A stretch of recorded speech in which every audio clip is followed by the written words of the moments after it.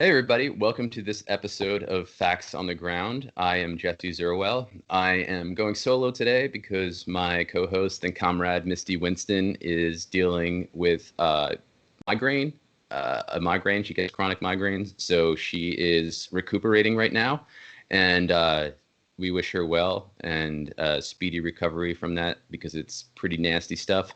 But I am glad to be back on the show today with a guest, a friend, a comrade of the show, Danny Sjursen. He's a retired um, Army major, and he is a writer. His newest book is set to come out on June 1st. It's called A True History of the United States. It's been blurbed by Chris Hedges, Roxanne Dunbar Ortiz, some very, very good people who are doing very good work. And recently, at antiwar.com, Danny published a piece called Refusing Erasure, Palestinian Resistance, Israel's Hopeless Fury in a Coming Cataclysm, that came out on May 18. And so we're going to kind of spin off from that piece today and talk about Palestine because, as John Pilger has said, Palestine is still the issue, and it's definitely the issue right now.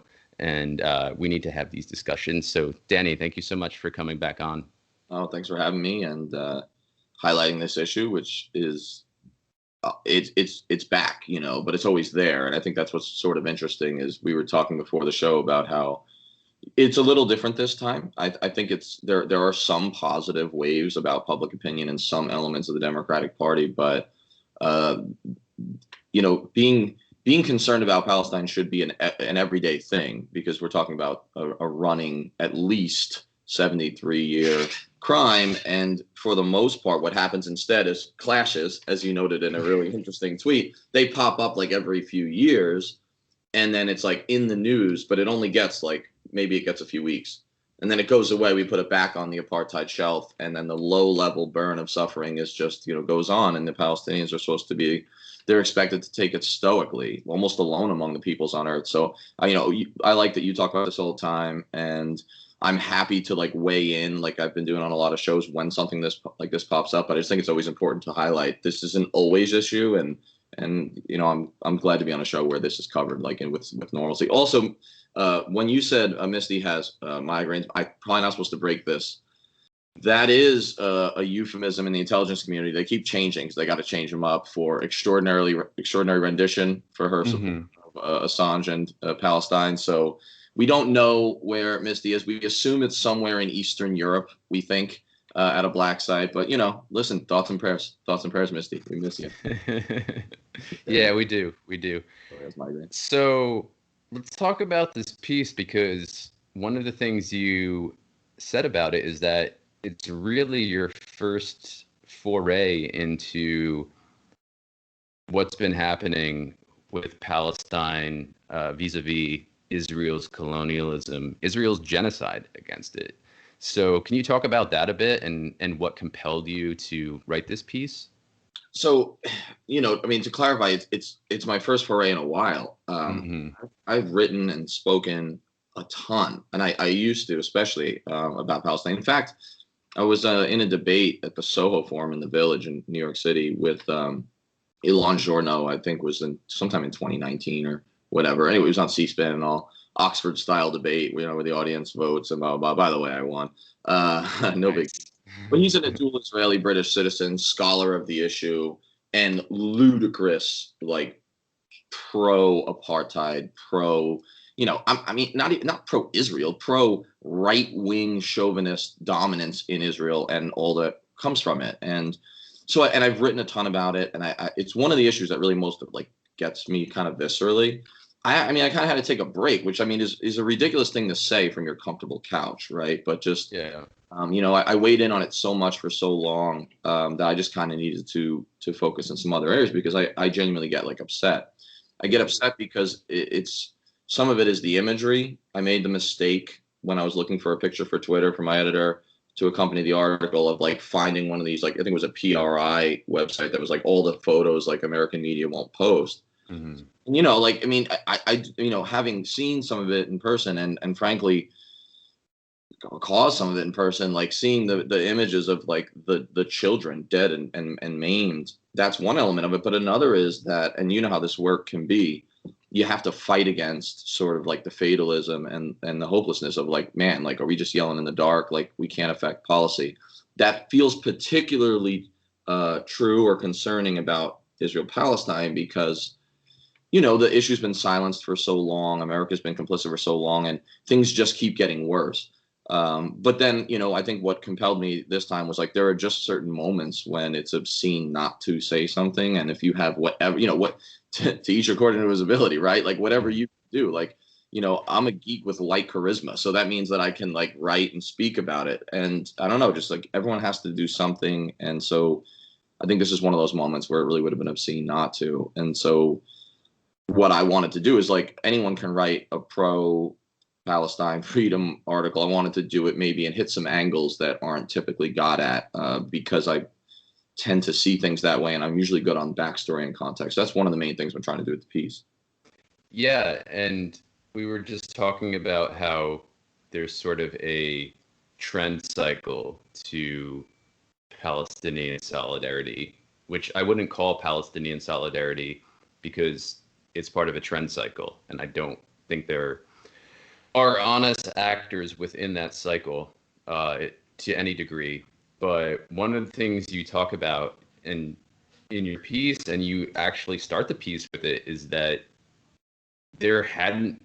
This is the first sentence. There hadn't been much talk of the Israel-Palestine conflict, and you're exactly right. It's been off the radar, and now it's what do they like to say? It's flaring back up again. And Latest flare up.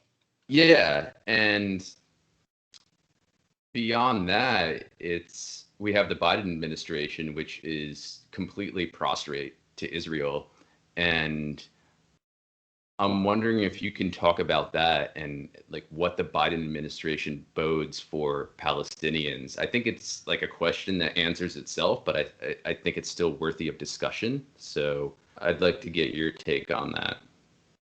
Joe Biden is Joe Biden, and people who believe that old dogs can learn new tricks easily. I don't know, man. I'd point to a lot of evidence, a weight of it that's not true in human behavior. Occasionally, but you know, this is a guy who was a foreign policy guy. There are presidents who come to office who their experience was domestic. You know, Lyndon Johnson was a domestic guy who ended up in a war. Like that's what he cared about, was the great society. Obama cared about healthcare and things like that. Like he did, you know, he was attacked for not being enough on foreign policy. Clinton was a domestic guy, right? But sometimes guys come in. I would argue the opposite with regard to Clinton and Obama, but that's my perspective. That you mean that they're what they would have liked to have done was not mostly domestic. That what motivated them to run, you mean? I think they had the patina of trying to do things domestically that were beneficial or were supposed to be beneficial to Americans, but I think they were mostly driven by foreign policy. I think you look at what Clinton got involved in and what happened during his tenure. Sure. You know, the bombing of the medicine factory in Sudan. Yeah. The Kobar Towers bombing, which like nobody ever talks about anymore. Like what was up with that, you know? But that's just my take on it. And, No, I mean, I think you're absolutely right. you know, A lot of times these guys come in, and even if they run on a domestic focus, events tend to get in the way, and the president, as a position, has almost unlimited power in foreign policy and very limited power in domestic policy. And so it usually is foreign affairs that end up dominating a presidency. The point I guess I'm trying to make is like occasionally guys come into office who have spent their careers as foreign policy guys, and that's their niche. And like George H.W. Bush is an example of that, right? And I would argue, of course, and Nixon, and then the same goes for Joe Biden. The guy was a foreign policy guy, foreign affairs committee, you know, foreign relations committee. And as a foreign policy guy, he was in the forefront, and he was on domestic policy too, of the New Democrat reaction that produced Clinton, right? This neoliberal. He was that guy, but also on foreign policy. And, he said things like we would have had to create an Israel to protect our interest if there wasn't one. That's dangerous talk, right? And he's this sort of Democrat that doesn't like Free Palestine t-shirts at his rallies. Like that, like he may not say that any longer because like he needs the base and the base is changing to a certain extent. But he's a guy who, like, I'm almost guaranteeing you, like, if you put 3 people in line to raise their hand and talk to him in his like 88 campaign when he got to like resign because of lies and plagiarism or whatever, and 3 people came up to like ask him a question, and one of them was wearing like Free Palestine in their t-shirt, like Joe probably would have yelled at that person. Yeah, that's who he was, and if that's who he was, that's to some extent who he is. So, and well, then also, yeah, he's still like that. Remember the footage of him basically like telling a working man to shut the fuck up and stop complaining? Wow, I think this was while he was still running, and he still somehow became president.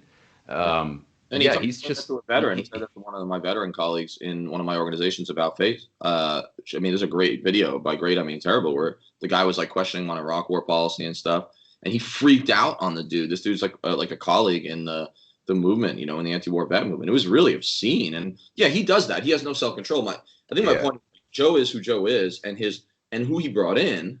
The company you keep, Aesop fable style, right? That kind of old folksy wisdom, which Joe loves folksy wisdom, right? He surrounded himself. The company he keeps has been pretty wildly pro-Israel for the most part. His foreign policy team, Joe didn't want to play in this at all. He didn't want to play in the sandbox.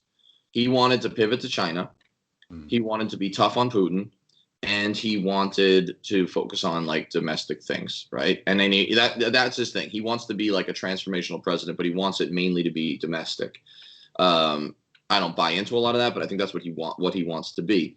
Getting bogged down, there are no political points to be scored when one of these flare-ups of clashes happens. I mean, he did not want to play around the third rail. If he was a subway worker of foreign policy, but events ensue and intervene, and now he's stuck. And what he wants to do is thread the needle again. He wants to hedge. He wants to walk the tightrope between, look, I don't want to say anything bad about Israel, but at the same time, I gotta like maybe say something because I mean they're bombing babies again, like really badly, which is like what they do. It's like what the IDF does. When was the last time the IDF fought off an invasion? 1973. That's even arguable because look how they came out of that, and still there's a resonance of that with their occupation of what used to be the Golan, but now it's Trump Heights. So unbelievable, by the way.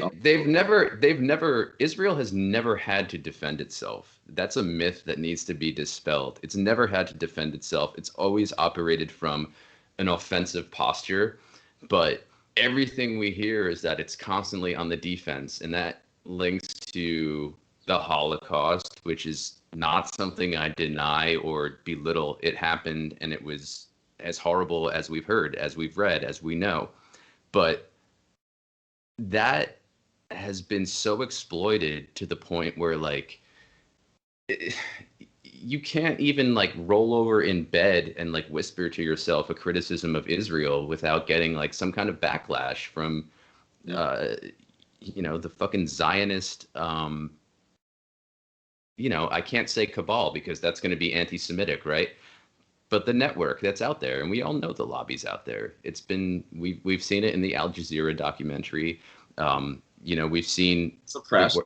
Yeah. We've seen the great work that people like Ali Abunimah and Max have done. But it's like there are still these things like you're not allowed to say. And it's such an impediment to really trying to work for justice for Palestinians and I don't mean like tell Palestinians like what justice, like what constitutes justice, or like you need to do this or you need to resist that way. I'm just saying like leave them alone and let them determine their lives, and they framed the terms of debate. If you control the language, if you control the frame, if you can frame the debate, then you can control thought and you control policy. Be careful saying the word Zionist, by the way, because as I mentioned in the column, and the Intercept wrote this, I have to say, They got a Facebook policy memo from 2019. Facebook, by the way, said they didn't decide yet, but the document shows that they're lying. It seems that says that like there's like a series of steps they use to determine whether we should whether you can equate the use of the word Zionist with the word Jewish, which means if you criticize Zionism or Zionists, it can be seen as hate speech according to this policy, and therefore your account can be frozen. Certainly, the post can be taken down, and so I agree with you. One of the things that always bothers me about the way people talk about rioting, quote unquote, or African American protests against police violence is like, I'm so sick of this. And I hear it from my own family, like intensely, they'll like repost the memes that say like, this is how you protest. And it's like Martin Luther King, like taking a knee on the Selma Bridge. And then it's like, this is not a protest. And it's like someone like carrying a TV out of like a broken, store window. And like, that always bothers me because it's a false equation. It's a misunderstanding that the civil rights movement of the 60s was actually Right. things. And But one of the most poignant things that Martin Luther King said is that riots do not arise out of thin air. That's right. It's the language of the unheard, and it would be wrong of me to criticize the rioter without also criticizing the thing that causes it, even though he says he's against it. What I don't really like is people telling Palestinians, or like you said, or telling African Americans like how to appropriately protest or resist, especially when all the avenues of resistance have been pulled from them. Which I have a whole subsection in the article saying like they've basically taken away everything. So now they're flinging rockets. And like I can say that like personally because of like my near pacifism, near is the key word, that I don't like rockets being shot willy-nilly that could hit an Israeli baby. Now it doesn't happen a lot, and we need to talk about proportionality. But at the same time, I think I would be remiss if I told Palestinians exactly what to do, because if you live in that situation for that many years and you've tried everything and nothing works, maybe that's partly the language of the unheard. You've taken away the avenues. You've shut down their activist organizations. You've precluded Western NGOs from getting into these places. You've run one of them over with a bulldozer and killed her. That happened when she like chained herself to a wall. You've taken away these avenues. And then the other thing you said about like Israel, whether it defends itself and whether it doesn't, right? Israel is I'm going to make a joke here, but I think it's important. We're still operating under 50, 60, 70-year-old, even then it was somewhat mythology about Israel as David, right? The David versus Goliath, the small state, the small like sliver of sanity in an unsavory neighborhood where everyone wants to destroy them. And Israel's done a really good job of stopping the clock in, say, 1973, 1967, like when they were actually, we could argue about the terms of who was the aggressor, but when they were actually fighting wars against Arab states that were staying at war with them, like a semi-state of war until they started making peace with Egypt in 79.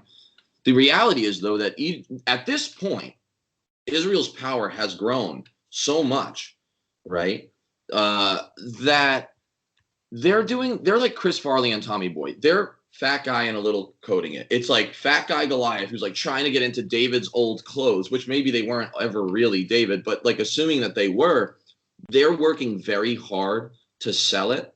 But now it's cartoonish. Right. Now it's a lampoon because it's so ridiculous to say, look at us, like we're David. There's rockets. We have to go into our shelters. Look, I don't like going into rocket shelters. I've been rocketed. Mm-hmm. It is no fun. But comparatively, being in a high rise that is going to be bombed, like the picture that you have on your Twitter right now, and my God, there's countless of them. Look, yeah, that by the way, because I know someone's going to watch this and try to pull some shit, but that picture, as I noted in the alt text in the tweet, is from 2014 when Israel was slaughtering Gaza once again. And the point, somebody called me out on that and said, they didn't read the alt text, but they said, look, you're recycling a picture and you're doing it for dramatic effect. And I said, no. I searched for a picture and I purposely chose that one to make the point that what's happening now has been happening for so long, and it was happening less than 7 years ago. And this is like a consistent pattern of slaughter that constitutes genocide. And here's an example of it, and the way that the language is diluted to make it seem like nothing's really happening.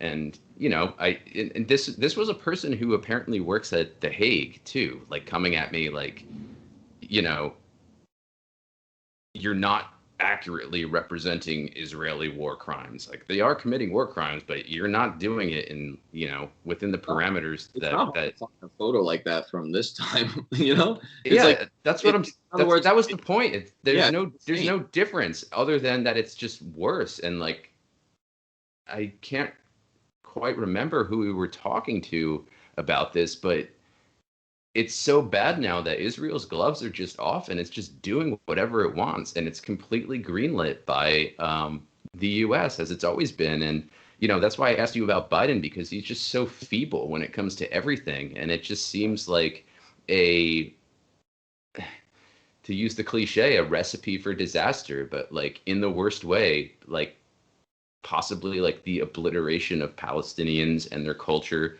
and their heritage and their history. And, there are people like us who are talking about it, but mostly the world doesn't care. No, it's too abstract. It's too abstract. I've grown tired of sending people and posting, but I think it's still important to do like the photos of like little girls, like their school photo that they take, and then there's the other photo of them obliterated. Because I mean, the reason you do that, I mean, it seemed like a degree of exploitation, and maybe it is. I don't know, but what I'm trying to point out to people is like that there's like an empathy ADD and like an empathy gap in America. And it's like they're just like you, and I shouldn't even have to say that, by the way. Dot dot dot. But there is something about Palestinians and Arabs in general and Africans. They don't resonate the same. Like when Belgians get shot up in a cafe by a terrorist, I'm not into that, and it's horrifying. But there's like an immediate sort of empathy. Like I'm really fascinated by language, and I'm really fascinated by like emotion, like just the kind of the psychological side. Like why do we get upset about this and not that? Like what causes it? But you posted this thing from 2014, right? So that's Operation Protective Edge was the last like really, really bad one, right? Thousands dead, hundreds and hundreds, like several hundred children dead, right? Like maybe 6 Israeli. I don't remember what the number was, but it's one of the highest disparities. And like I do the math. I don't know. You don't have to beautiful mind it in order to like figure out that this is disproportionate. You have a calculator in your phone. It's not hard. Yeah, I reposted a UN sourced chart or graphic, if you will, about the disproportionality, and it's itemized year by year, so you can see how it's both increased and like how the death toll has increased and how much the disproportionality has increased. So that's on my Twitter, which I can't access, but it's out there, and it's very well worth taking a look at. And it was actually sent to me by a follower, a comrade on Twitter, and I would give him the credit if I could get access to Twitter and find his name. But well, I guess one of the things that was interesting to me is the Israelis admit that this is cyclical. The serious, and serious belongs in quotes to a certain extent, but like the serious strategists in Israel, like the real military thinkers, like the realists, they're terrible people, by the way. I'm not saying it in a good way. But the ones who don't just do like political platitudes, the ones who are like, how are we going to handle this problem? And they do consider Palestinians a problem, not human. They're a problem. It's a Palestinian problem, not a Palestinian like human rights. Their souls matter. And they've human impediments. Yeah, they realize they're in the way. They shouldn't be there, right? That's how they feel. They realize they can't win, by the way. The serious thinkers, I mean, I'm talking the military guys, like the colonels who toil away in their Pentagon. Yeah. They know they can't beat Hamas. They know they can't prostrate the Palestinians as a people. So what they come up with, they have a phrase for their policy. It's called mowing the grass. Right. And so what the idea is that every time, like when Hamas or whomever, like whichever group gets too many rockets or gets out of line too much, they have to like swoop in every few years and just like take out leaders and like take out their infrastructure and like bring them back down a few pegs. But the thing with that is that when that happens, Israel starts the clock, as we've been mentioning, where it wants to. Mm-hmm. And there's never any acknowledgement that there were Israeli-initiated hostilities toward Palestinians toward Lebanese, if you want to go back to 2006, that bear the brunt, if not all of the responsibility for what happened.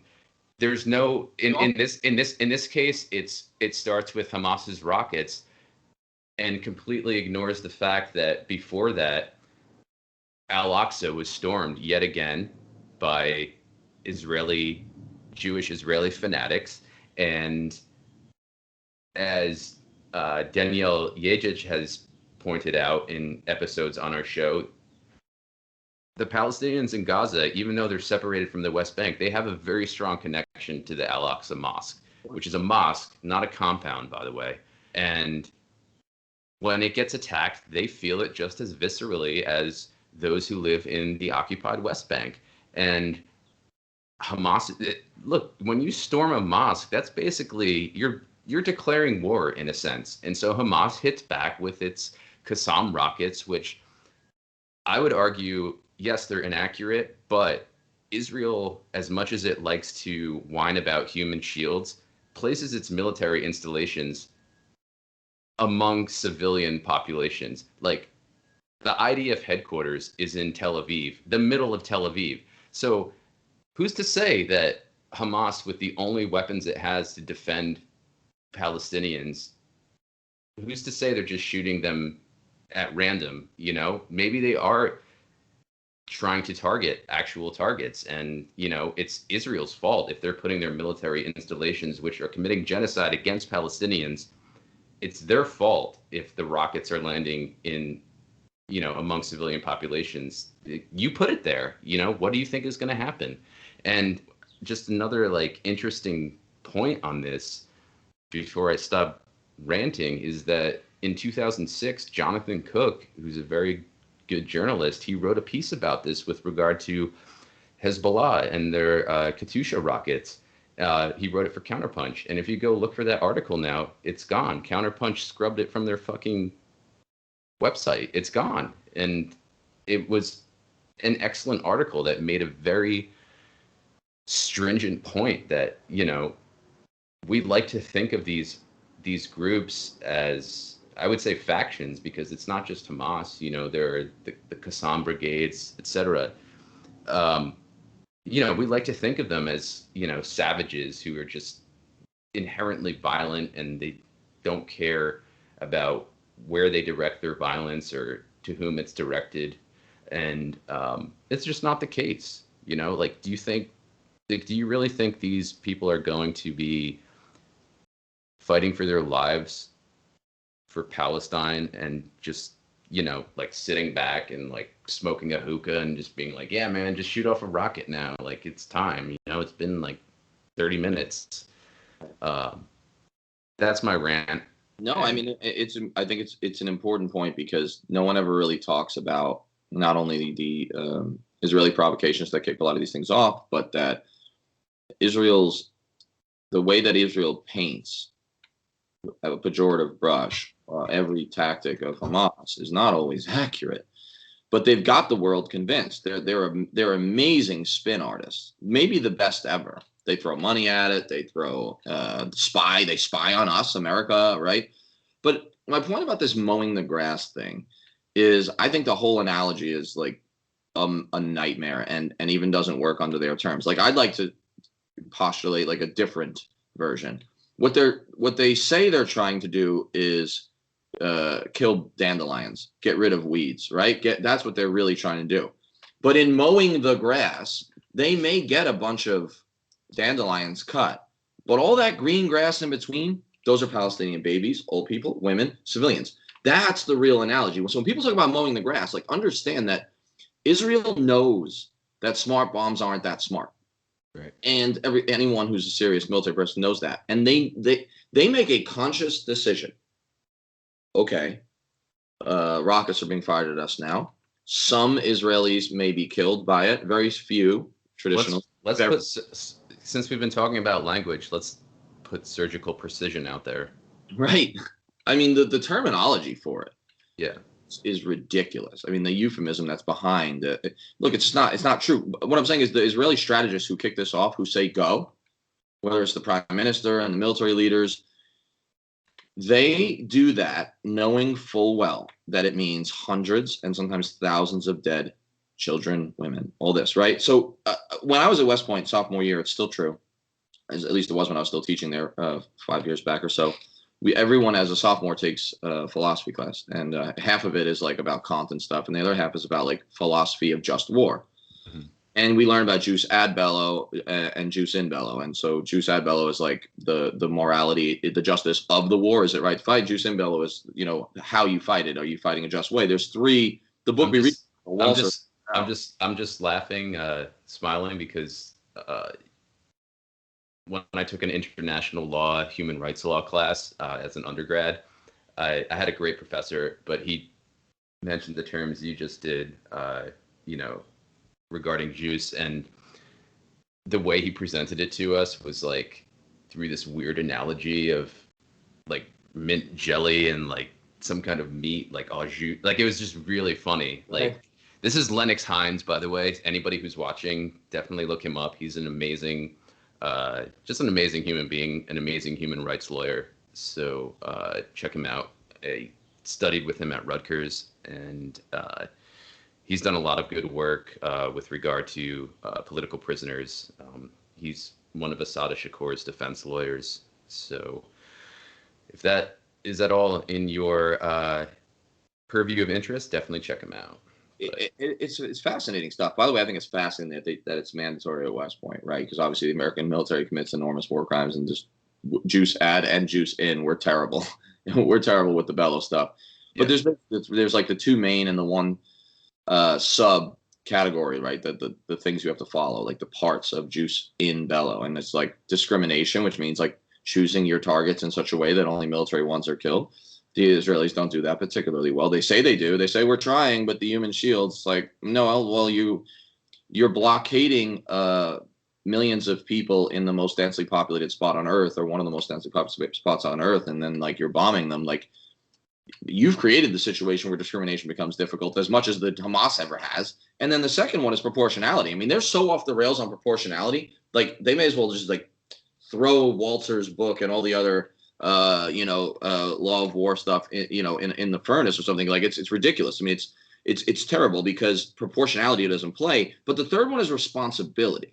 Mm-hmm. And that's the part I was talking about. They know when they start the bombing, when they start the retaliation against the rockets, or whatever reason that they start bombing Gaza, they know full well that this is going to happen. And as the more powerful party, you bear more responsibility. That's law of war stuff. I'm not making that up. Mm-hmm. The party that has more power, that has more control, that gets to frame the terms of the war, bears more responsibility in a certain sense. Because they know, because the track record is there. It's a 70-year track record, especially the last 20 or so, where they're just like basically bombing Gaza. It's not really like war in the traditional sense. They know that means this many number. They can do the mental math on how many babies they're going to kill, and they do, and they kill them. That's the responsibility angle. What I'm saying is that when it comes to discrimination, proportionality, and responsibility, and the three main principles of jus in bello, the IDF has failed at every turn. They are the textbook example, in a certain sense, in the modern sense, of failing on those things. That does not mean, and I shouldn't even have to say this, that Hamas doesn't fail on those things too at times. Doesn't mean that. I'm against dead children. That's what I'm against. Right. You show me the group doing it, and I'm going to criticize them. But that responsibility angle, the more powerful party that has it within their power not to do it, that has it within their power to mitigate the situation, eliminating some of the grievance. Only Israel can do that. Only Israel can change the lived situation of Palestinians, the illegal situation. Only they can do that. I mean, America could force it to a certain extent. We bear responsibility, of course. Right. We could not be their hype man. We could say, nope, no more guns, maybe even sanctions. We did it to South Africa, right? Eventually, after we supported them for 50 years. And let's be clear, when we talk about the sanctions, the S part of BDS, we're not talking about sanctioning Israelis with regard to food or necessary medical supplies the way they've been sanctioning Gaza since 2006. We're talking about sanctioning them in terms of weapons and not providing them weaponry, which is used, as we've been discussing, against children, from flechettes to Hellfire missiles to Merkava tanks. Like we should to Caterpillar bulldozers that are literally like houses on wheels, demolishing Palestinian homes. That's what the sanctions part is. It's like we don't fund this anymore. We don't want to fund this anymore. And actually, it's illegal under American law, let alone international law, the way that the U.S. has been providing weaponry to Israel. It's completely illegal, and yet it's funded to the tune of conservatively, I'd say $3.8 billion a year. $3.8 billion a year. And it was Barack Obama who signed that raise. Right. That was one of his that was one of his parting gestures. I talk about this in Africa a lot, but it applies here too, and that's the Leahy Law. It's on the books, the Leahy Law. If there are even credible allegations that a foreign country's army and security forces is committing war crimes, violating human rights, doesn't even have to be murder, it can be like rape or whatever, but in the case of Israel, it's killing mostly, then by law, we're not allowed to advise them or with our military or send them military aid or really even sell them weapons. It's funny that Leahy law has never even raised with regards to Israel. But the truth is that if you're just counting bodies, civilian bodies, Israel's up there among our allies. They're not quite at the Saudi bombing Yemen level recently, but they're up there. And yet it's never raised. That seems to only apply to like African armies where we're like, oh, they're crazy security forces, like they're off the rails, they're mastering. Maybe George Clooney gets up at the Oscars and pretends like he cares about Sudan. It's funny how we talk so differently about different countries, different places. Like, I think we like infantilize and patronize and paternize Africans in general.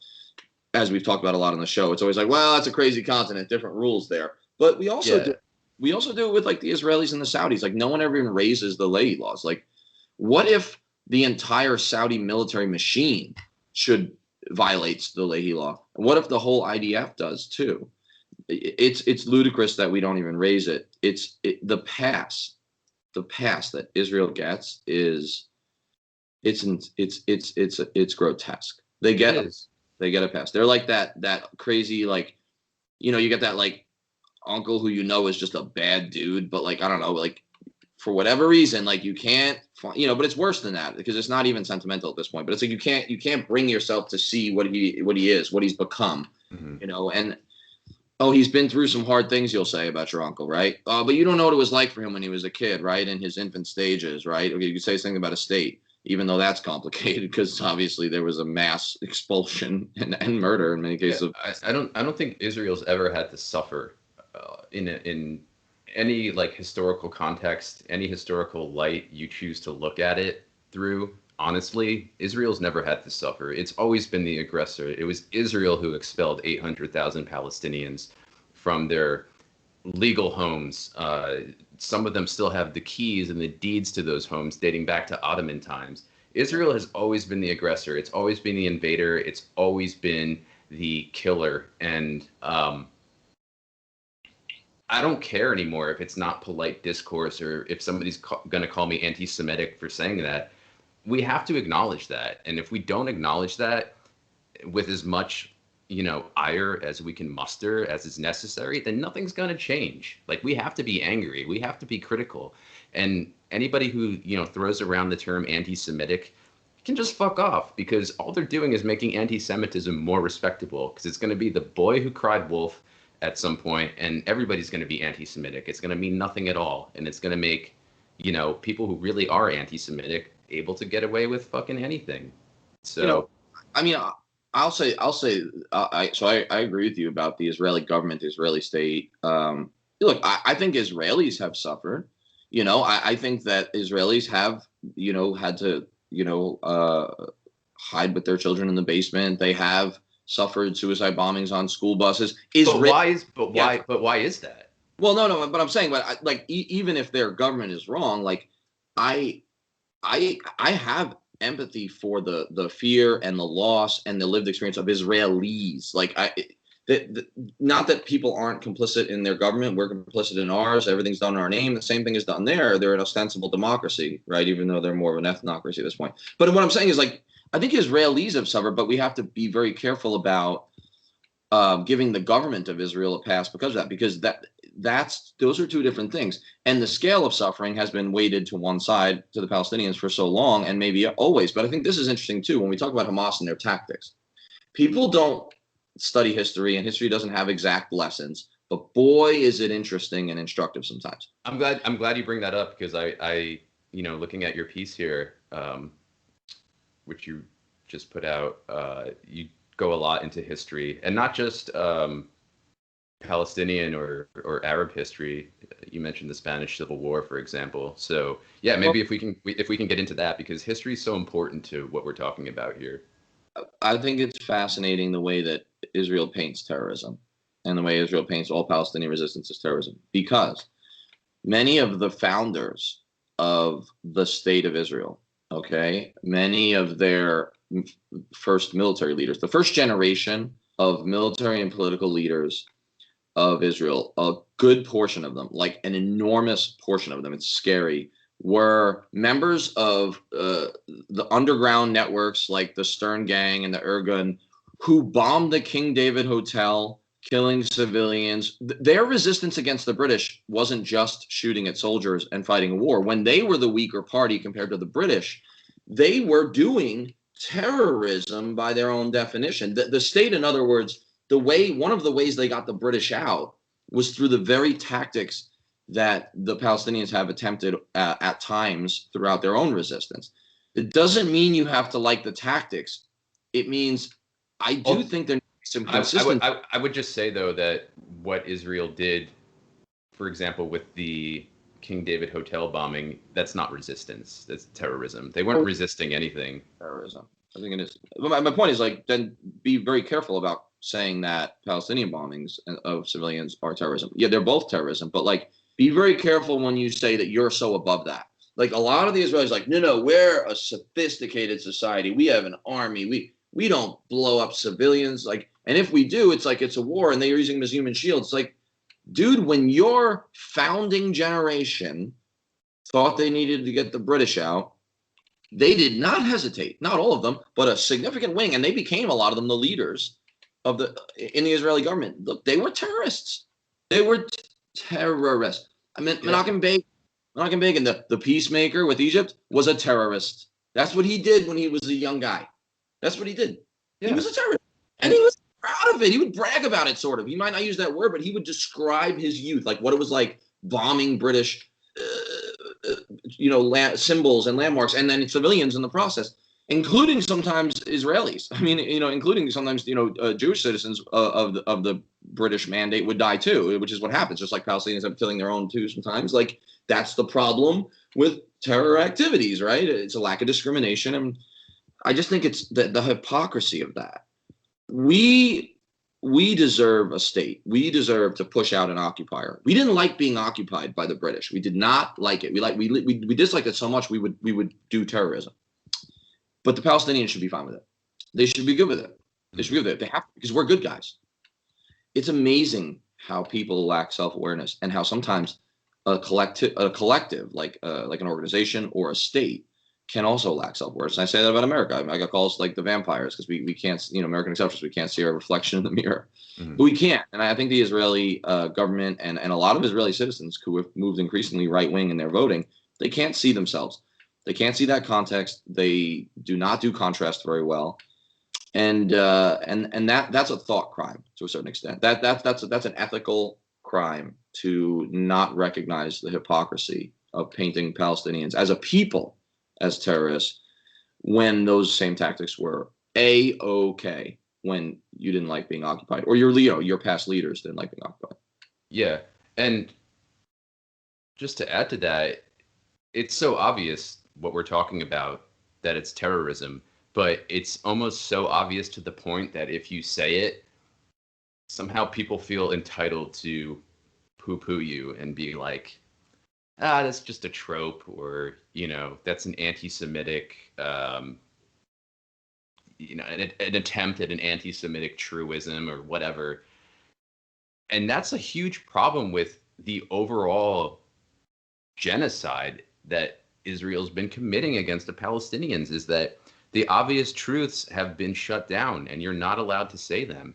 And we just kind of broached history, but that's been the entire history of Israeli conquest. It has been shutting down the obvious truths so that people go along with it and think like Israel is this beacon of democracy in this jungle of the Middle East. And I remember as a kid seeing commercials advertising tourism trips to Israel, and I remember they had this like the sun shining, like it was like bestowing the Holy Land with like the grace of God, and it was just, looking back at it now, I can see it for the whitewash it was. But that's such a huge problem historically too, is that all these points that are obvious and need to be hammered home, like they've been distorted to the point where it's like, if you say it, it's like, oh, come on, like, oh, you're saying that again? But it's true. It's true. And that's a huge problem. And it goes back to the history and the language that we've been talking about. Absolutely. Well, they've circumscribed the bounds of permissible dissent and debate and critique. So, Israel has been shielded for the longest time. There are rumblings of change. There really are. I mean, I'm not like a wide-eyed optimist or anything. That's not my brand. But there are differences. I mean, the public opinion polls are changing, especially among Democrats. The youth is a little less taken by the mythology of like Israel as David against Goliath, and we have to support them always, even though we don't really remember why anymore. They're not as taken by that. There are rumblings of change. Yeah. They're rumblings, though. It's not there yet. We're not there yet. Look at the Biden administration. We're clearly not there yet. But for the longest time, the terms were set by the powerful, by Israel, by the more powerful party, and its influence in the United States, and by American political leaders who had sort of, to some extent, an opportunistic reason for crafting it. And so you weren't even allowed. First of all, you didn't learn the Palestinian side, right? I don't even like this idea of sides, like there's equal sides, but you didn't learn the Palestinian story, right? You didn't understand. And this goes to the erasure that you mentioned in your title. They're invisible. Right. I never learned it. I had to teach myself. Well, you know what? Most people don't have the time, the intellectual curiosity, or wouldn't even know where to start. They wouldn't even know they should look up the Palestinian experience. It's not presented to you. It wasn't. It may be a little more so now, but not a whole lot. Mm-hmm. And then you erase their story and their experience by sort of like, you don't have to silence it. You just don't tell it. Mm-hmm. And then if you try to critique in the last like 70 years, you get bombarded. Unlike, there's really no other issue I can think of where for a long time it was fairly courageous to speak up for Palestine, because you knew you're in for it. You're in for it. Like, I was warned early on by some people when I started writing, like, hey, maybe like don't do a lot of Israel-Palestine stuff at first. Like, yeah, stay away from that. It's like third rail. And of course, you tell me that, it's like saying don't look down on a balance beam. I'm like, no, I have to write about it now, because the fact that you're telling me I can't tells me something's wrong, and like maybe I really need to look at this issue. But no, that's a really dangerous thing about language. Is like when you take away even the terms, even the language of resistance, of dissent, of critique, and you say those words aren't allowed. That kind of talk's not allowed. There are real consequences to that aren't semantic. They're human beings that don't get attention, that don't get their experience highlighted, and their suffering, and therefore they don't get support from the world's most powerful country, the United States, and only one side does. Only one side does. And that's the complicity. That's the criminal complicity. In a court of law, in a moral court of law, and a legal one, like a really objective one, like a true Libra scales, aliens come to Earth, don't know the backstory, the United States of America would be locked away, the key thrown away, for the crime of aiding and abetting, and conspiracy, and a whole bunch of other things. That's what would happen. But if you're the most powerful country and you own the court and the international system largely through your RICO practices of like economic extortion, etc., and like also physical extortion, like maybe you better like get in line or we'll regime your change a bit, like then there is no equal justice. But I'm telling you, like, and you know this, we would go to jail. We would go to federal prison for the crime of aiding and abetting at the very least. And yet most Americans are cool with it. They like don't even want to know. They don't really want to know about that. They're like, no, that's the Israelis and Palestinians. They're doing their thing. They're just a bunch of crazy ancient feuds. Yeah, it's been going on. It's been going on forever. That's always happening. It's never going to end. It's never going to end. There's nothing you can do about it. That's how the world works. Then it's one of those Paul Rudd and Forgetting Sarah Marshall situations where you're like, dude, like do less, America. Like they're like it's never gonna end. I'm like, well, one way it could get a little closer to ending is if you just did nothing. Like we should do more than nothing. We should be like support. We should be like taking action against Israel. We should be like, bringing, really supporting the Palestinian like freedom cause and sovereignty and all the things we say we believe in. But it would help to just do less. Let's just not give them all the ordnance and like planes and technology and training to do the bombing. That'd be great. Yeah, I would go further and say, let's not give them anything. I don't support giving them anything. I don't support their claim to be a Jewish state. That's just arbitrary. They had their little run of luck when Trump was in office and he came and unilaterally moved the embassy to Jerusalem. But I just, it's hard for me to feel sorry for Israel or Israelis, and it has nothing to do, like, I have Jewish heritage, so it has nothing to do with me being anti-Semitic. I'm looking at an entity that is brutalizing and trying to annihilate another people, mostly in the interest of territory acquisition and resource acquisition, like the water aquifers in the West Bank. If the situation were reversed and the Palestinians were doing it to the Israelis, I would have the same sort of anger, just directed toward different victims. And it's about the victims here. And that's just never part of the narrative that we get. It's always just like Anderson Cooper standing on a fucking hill in Jerusalem while like you can see Gaza being slaughtered in the background. And, there's no narrative context. There's no historical context. And it even makes it hard to have these conversations, these interviews, because it's like, I just feel like I'm fucking rambling the whole time because there's so much I want to cover and so much I want to talk about and so much that makes me angry, It is. That's what I was talking about earlier. It's one of the issues that does drive like a degree of like almost fatalism and that can turn into apathy, which is dangerous. There's almost like a conflict exhaustion or an empathy exhaustion that sets in where you just feel like what can be done. What's interesting about that? I write a lot about how war has become an abstraction and like we're purposely keeping the people away from it. We go tech, we go proxy, we do all these things that's still war to the victims, but like the American people are shielded from it. One of the things that's fascinating me, I was talking about psychology and psychologically, it fascinates me, the Israeli situation, because a lot of Israelis don't even think much about the occupied territories. They don't want to. They're happy to let the IDF, quote unquote, protect them, give the power to these right wing governments. Like they don't want to deal with it. They just want to like live their lives. But in many cases, they're like 9 miles from Gaza. And in other words, the point is, the human brain is capable of dismissing and erasing a people and not having empathy for them when they can hear the bombs dropping on them. Right. And let's be clear here. Let's be clear here, because this point is rarely made, and I think it's mostly out of fear. Israel is not a real country.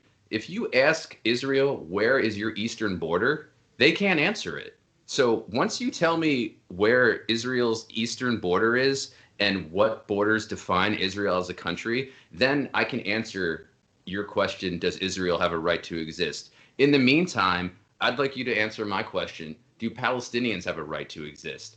Not does Palestine even have a right to exist. Do Palestinians have a right to exist as just people without having to live under the fear of Israeli slaughter, without having to live under situations where there's fucking effluvium running through the goddamn street and there's no clean drinking water. And the UN is saying Gaza's going to be unlivable by 2020. Well, we're in 2021 now. So what does that mean? And Israel is still bombing. Yeah, I mean, the question is, do Palestinian lives matter, to use the cliche, Palestinians came out in pretty big solidarity with BLM and pretty fast. There are murals of George Floyd on the separation barrier, the illegal separation wall that Yeah. is put around the No, West. that's a good point with It's regard like, to I mean, I internationalism. just feel like we like as human beings, not because they're Palestinian or Israeli, just because they're like we owe solidarity. Like they came out for us or for our different causes that are super important for human rights, and like there are rumblings within the BLM movement and like certain social justice causes today, mainly on the left, or that are more pro-Palestine than they used to be. Because there used to be this thing, like PEP, right? Progressive Except Palestine. Yeah. They say that about folks, and like that's still there. But I will say, like, I think that there are, again, rumblings that that's changing, especially with younger people. Not perfectly at all, and we got a long way to go. But the debate, that the language we're using, the word apartheid applied to Israel was disallowed even 10 years ago. I mean, when Jimmy Carter wrote the book Peace Not Apartheid, people forget, like he wrote that in like what, like '06 or something like that. I read it in Iraq. Like, so it was like I read it in '06, '07. It was already in paperback though. But like, dude, like Also the man who allowed the last Shah of Iran to come to the U.S. and get medical treatment after his insane regime of Savak maniacs tortured Iranians to death. But hey, Jimmy Carter read a book, Peace Not Apartheid, and there should be a comma after peace in that title, but there's not, which is really fucking annoying. But anyway, no, I think the please. thing about so Carter, obviously, I've criticized Carter's administration. I have a whole chapter on it, etc.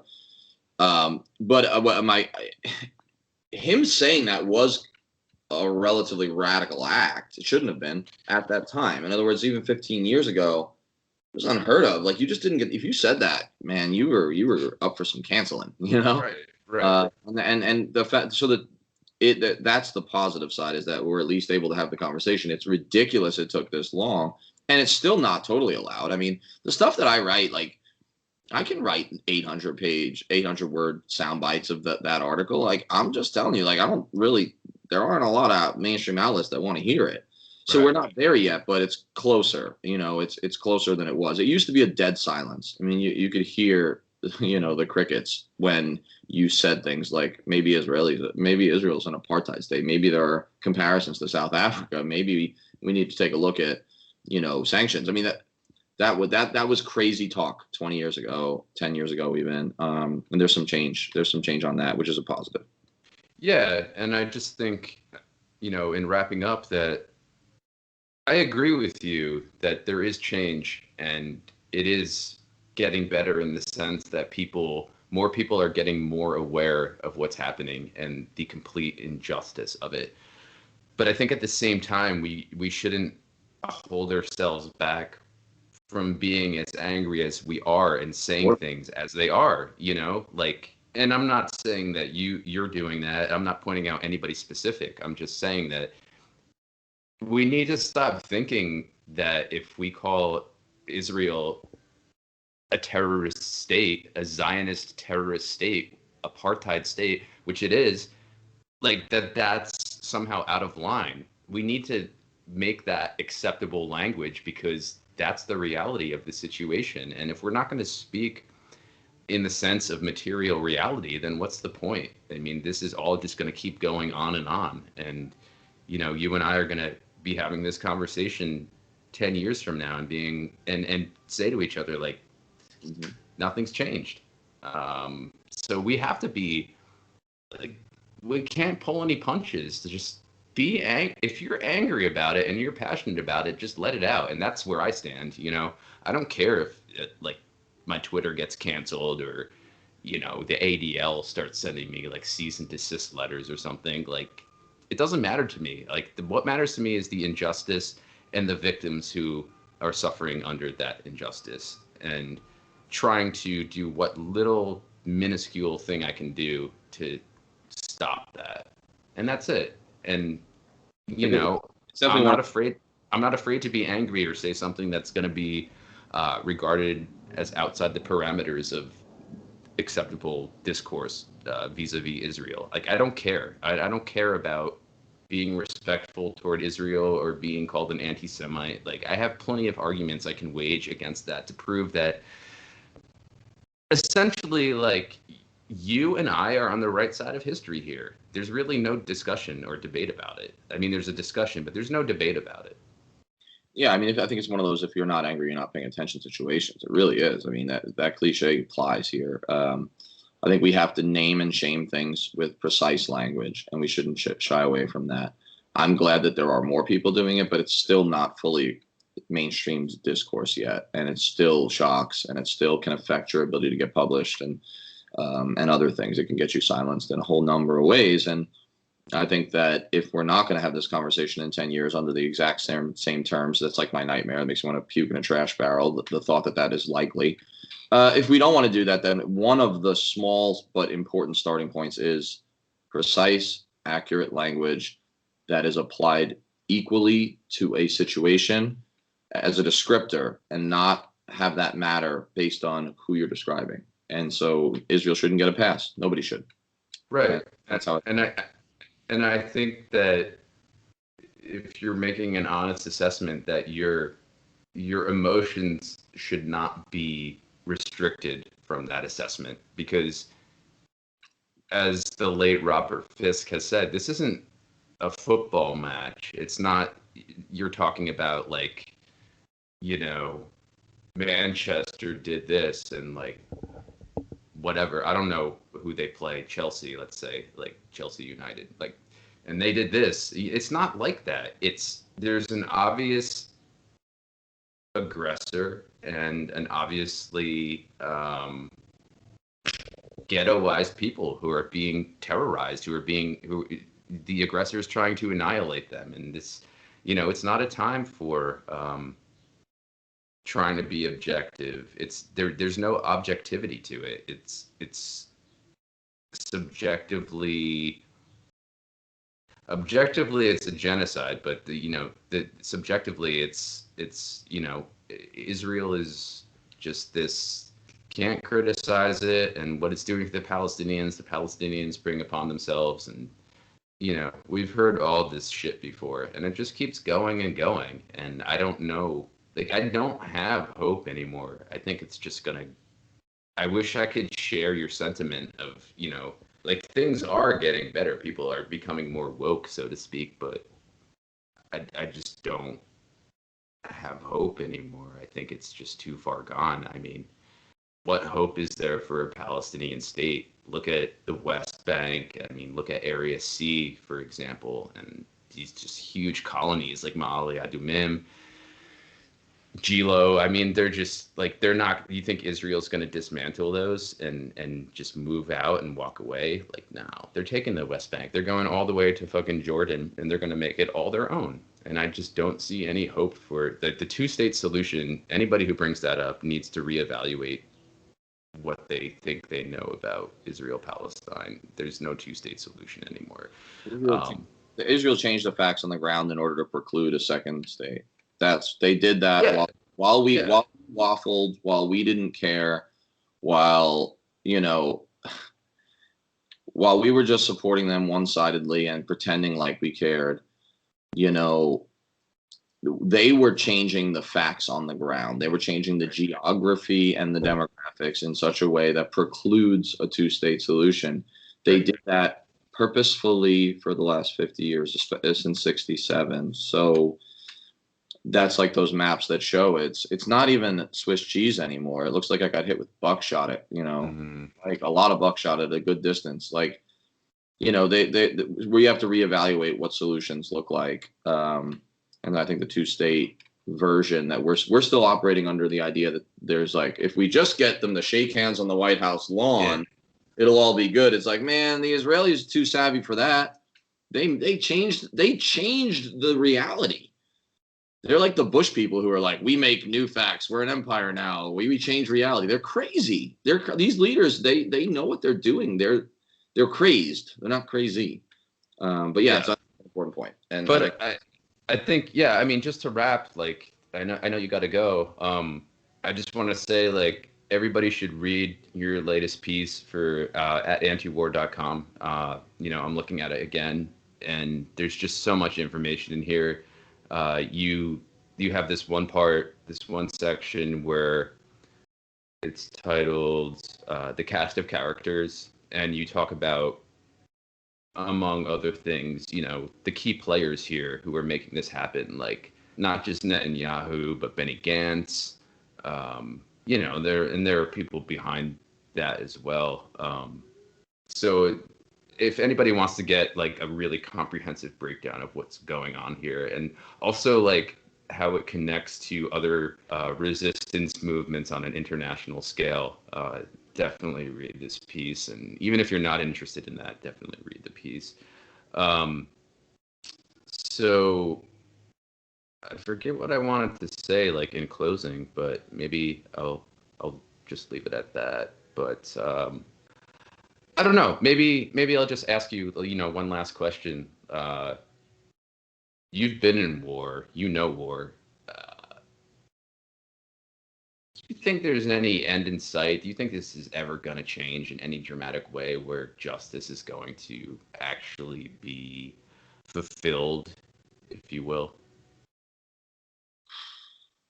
I'm not asking you to to Probably not. I mean, if it does, it's going to require radical action and a paradigm shift.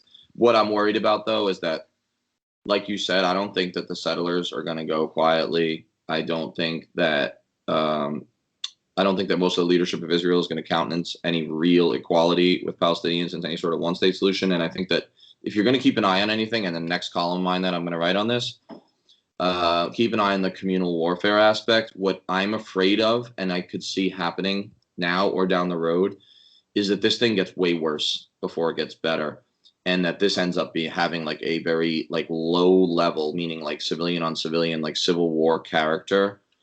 It could be Mad Max time from the river to the sea, and that scares me. There's like a Bosnia element to this. There's like a balkanization I'm afraid of. So my answer is like, I don't see I hope there is, but I don't see a scenario right now where this thing ends up with like justice and like comedy without. I don't think it's inevitable, but I'm afraid that it's probable that there's going to be like that's what I wrote in the article, the coming cataclysm. And that's what I'm going to write about next, is like the other rumblings. I said there's some good rumblings. Well, there's worse ones on the other side. And that is that I think that there is a situation where there's going to be communal violence at a massive scale. And I just don't, that terrifies me. I've seen it before. I saw a civil war in Baghdad, and it was the most life-altering experience of my life. Like, I do not see human beings the same. It brought me to a dark place. It made me mistrust the human condition and human nature. I'm scared of it. Mm-hmm. I am scared of that kind of passion. I'm scared of what I know human beings are capable of. And if I was going to leave it on one thing, like, there's like this scene in that movie Blood Diamond where like Leo plays like an ex-Rhodesian soldier, then ex-mercenary. Now he's like a smuggler. And he's telling the story of like how his like white Rhodesian parents, right? Because, war crimes are committed on all sides. The freedom fighting rebels, well, some of the awful ones who decided to do awful things, because a lot of times in war doesn't make it okay. Like, people are brought to the fore and people commit crimes on all sides. Like, his parents are like raped and murdered. And he tells that, and then he's like starts to almost cry, and he says to I forget her name, the character, he says, sometimes I wonder if God will ever forgive us for what we've done to one another. And that's what scares me, is because I've seen, and I don't like to always go there with my arguments, but because I've seen what a civil war looks like and what it does to men, in particular, but everyone, like what it does to man, or like collective humanity, what we're capable of in those situations is utterly terrifying. And I just think that most people don't take it seriously enough, maybe partly because they can't imagine it. We can't imagine it here, but it could happen here. It may well happen in Israel, Palestine. And I think that's the most scary element of this war in a way. That's what's different. That's what's different this time around, is like there's more rumbling of that possible. Yeah. And like we said earlier, the gloves are really off, and Israel is just flagrantly doing what it wants to do and being greenlit by the U.S., by the Biden administration, which is, who knows if Biden is even there, like where his mind is at. But yeah, one point I just wanted to make too, when you said war crimes are committed on all sides, you're absolutely right. And there's a lot of responsibility to bear on and criticism that should be leveled toward the Palestinian Authority or Fatah, and especially Arafat in his later days. I mean, he, assumed that he was like the king of the Palestinians and accepted these horrendous so-called peace deals from people like Ehud Barak in 2000 at Camp David. So there are Palestinian officials who claim to care about their people, but they don't. They're just as rump and corrupted as the administrations or the entities they're claiming to oppose. So I just think that point needs to be made. I always try to hammer that home whenever talking about Israel Palestine, because part of why the Palestinians are victimized has to do with these Palestinian leaders who think they know what's best for Palestinians, like Mahmoud Abbas or Abu Mazen, if you want to call him that. So that needs to be known as well. It's not black and white, as the cliche goes. But I've kept you enough, man, and I feel like I ranted the whole time. But it's just it's the issue, which I hate that word, but it's the issue that got me into geopolitics, and it's just very important. So forgive me if I just went off with some word vomit, but that's what I do. It's the subject in many ways. It induces. So it is. Yeah, so it is. But thank you very much, man, for coming on again. It was a great discussion, and I'd definitely like to talk to you. We'd definitely like to talk to you more about this, because it's not just something you can encapsulate in one discussion. But I think we did cover a lot of ground, and again, appreciate you coming on. And yeah, man, keep doing what you're doing, because you are a light in the darkness, as the other cliche goes. Okay. Yeah. Well, so keep an eye out. I'm going to be doing more on this. I'm going to be doing stuff on the Civil War element, and folks will usually things pop. For listeners, they pop on antiwar.com first. A lot of times they'll end up at Consortium and LA Progressive. So you'll find it if you just Google me or go to my website. If you ever want to find me, skepticalvet.com, @skepticalvet, Eisenhower Media Network, which I direct. So all my work ends up in those places. So thanks again for having me, and I'm going to roll and get to the next thing. I don't even know what's next, but I'm sure it's something about this kind of stuff. All right. Talk to you later, man. Bye-bye. Peace.